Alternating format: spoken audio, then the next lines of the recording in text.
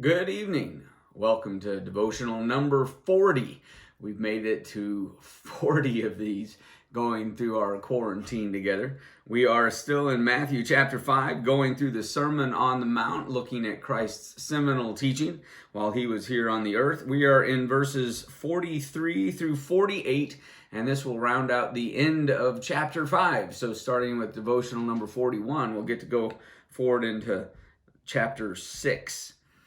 This section builds on the previous one. The previous one from last night, if you'll recall, was about not going for an eye and a tooth for a tooth, but rather allowing those in authority over you to not control the narrative by giving them whatever they're allowed to take, but rather going the extra mile, receiving the extra slap, giving the extra piece of garment, and sharing with those who are in need.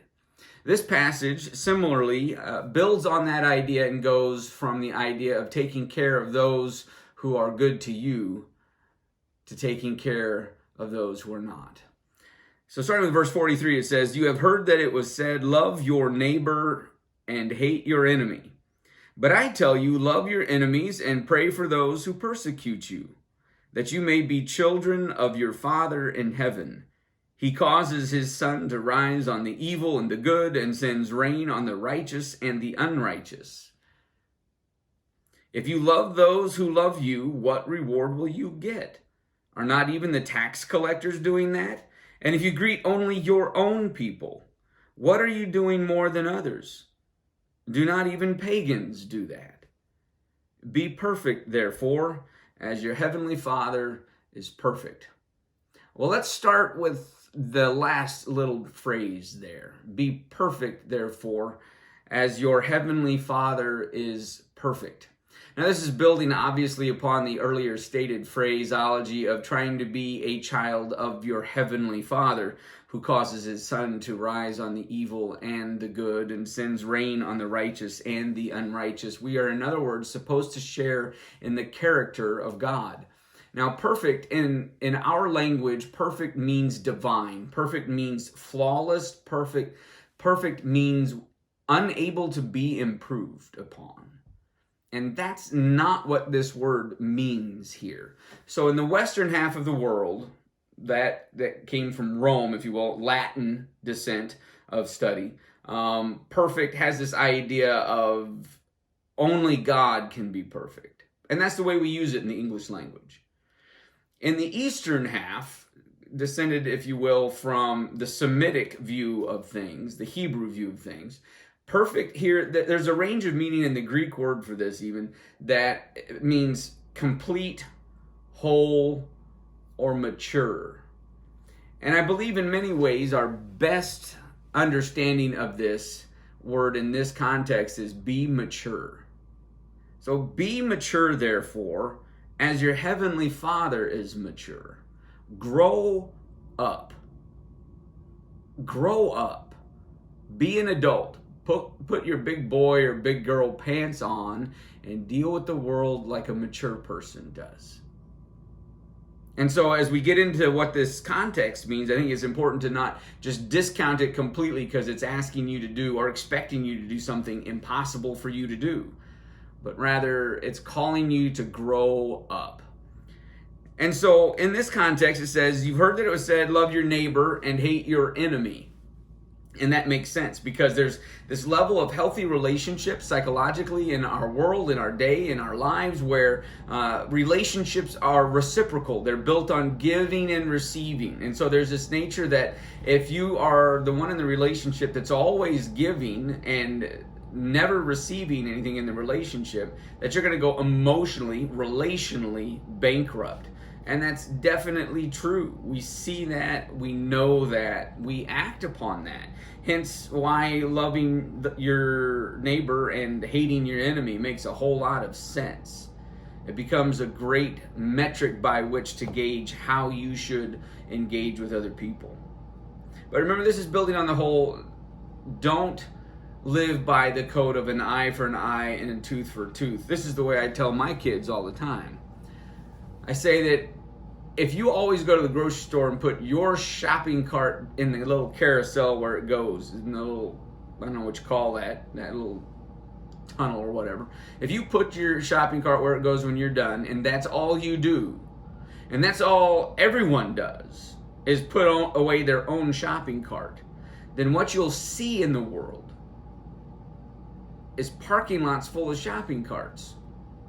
Because the vast majority of people are pretty decent people, and they're going to put their shopping cart away. They know that's the mature thing to do. That's the grown-up thing to do. Leaving it out in the parking lot because you're lazy, leaving it out in the parking lot because you can't be bothered, leaving it out in the parking lot so some random person's going to get a dent or a ding in the side panel of their car or truck. That's not a mature way of being in the world. And so most people will put their shopping cart away. But then there's that small percentage of people that won't, that don't do what they should do.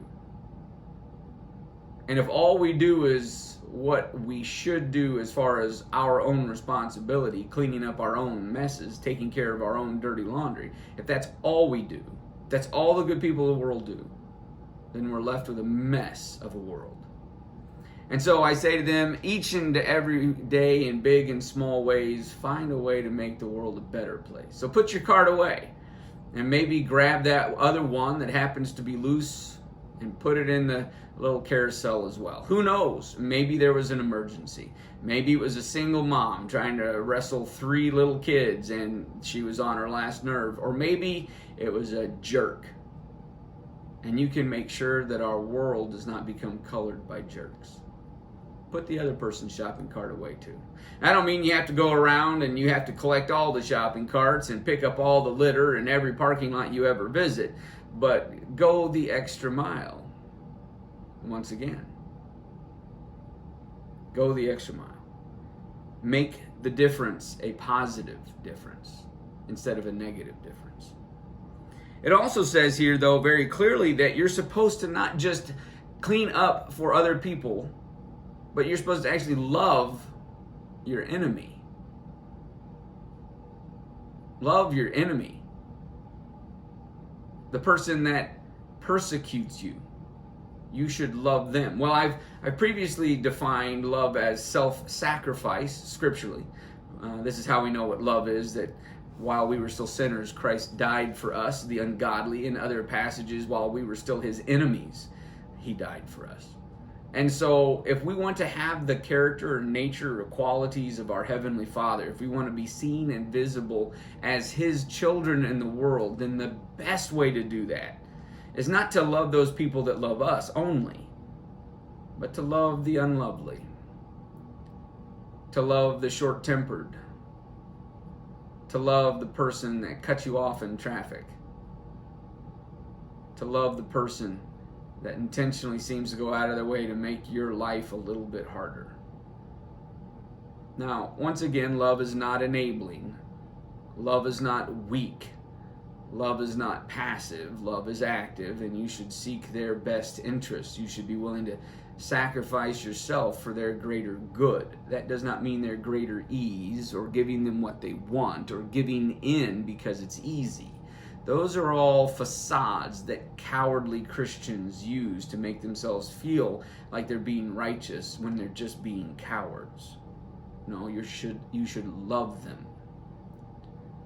And that, my friends, is different than enabling them. As we look at how to become more and more like God, one of the things we need to also keep in mind very clearly in this passage is we need to greet other than our own people.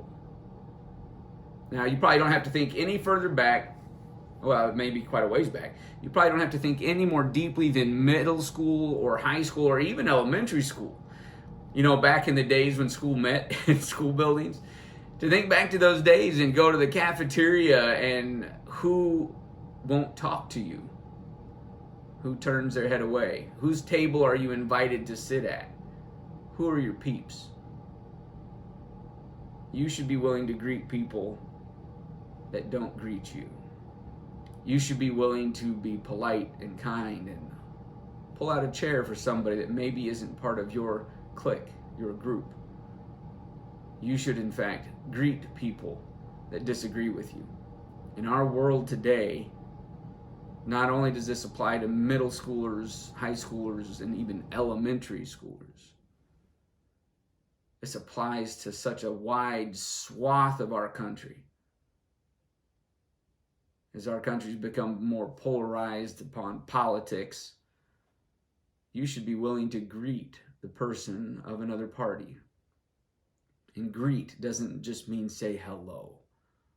You should welcome them in. You should dine with them. They should be part of your life. Folks, if you call yourself a Christian, then the only political party that matters is that of King Jesus.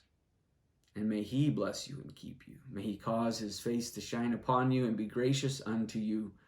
And may you be gracious to a world that needs grace badly. Thank you, and good night.